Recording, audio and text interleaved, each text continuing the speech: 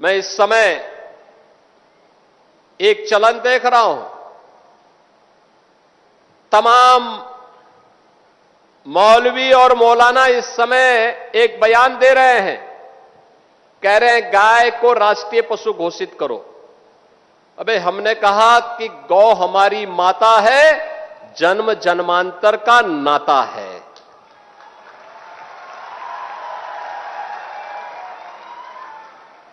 क्या मां और पुत्र के बीच में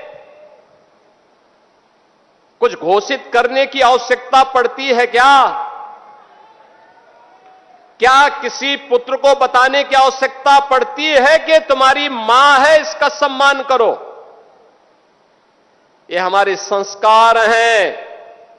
हमने अपनी मां के बारे में जो सम्मान का भाव रखते हैं वह भी, और हमने गाय को माता माना है, तो गाय तो हमारे लिए माता है, वो पशु नहीं। पशु तुम्हारी बुद्धि है जो तुम हमारी गौ माता को पशु बोलते हो। तुम्हारी सोच पशुवत है जो तुम गौ माता को पशु बोल रहे हो, और तुम्हारा ये दोगलापन है कि जो एक और गौकसी को प्रश्रय देते हो। मैं देख रहा था बकरीद में तमाम उनके चेले चपाटे अपने सोशल मीडिया हैंडल पर बकर ईद पर गौ माता का चित्र दिखा करके कह रहे थे कि बकर ईद की बधाई दे रहे थे। लेकिन मैं उनको बोलना चाहता हूं, यूपी में गौ हत्या का मतलब जान रहे हो ना क्या होगा? और जान रहे हो तो अगर जान रहे हो तो फिर अपने चेले चपाटों को समझा लो, नहीं तो कई कई पीढ़ियां याद करेंगी गौ माता के साथ किसी भी प्रकार की कोई हिमाकत की। तो मैं पूछना चाहता हूं,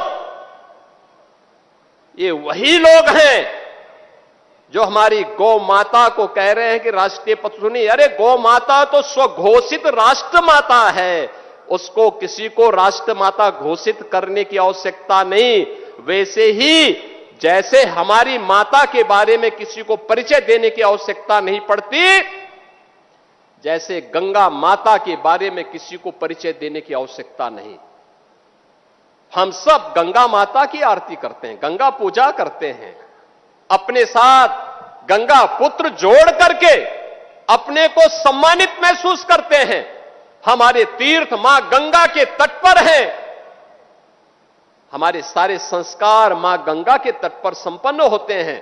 क्या कोई हमें बताएगा कि गंगा हमारी माता है? ये स्वतः स्फूर्त घोषित है, किसी आक्रांता कोई बताने की आवश्यकता नहीं। ये हमारे संस्कार हैं। हमने गौ को माता माना है, हमने गंगा को माता माना है, इसमें नहीं। मैं केवल एक बात पूछना चाहता हूं,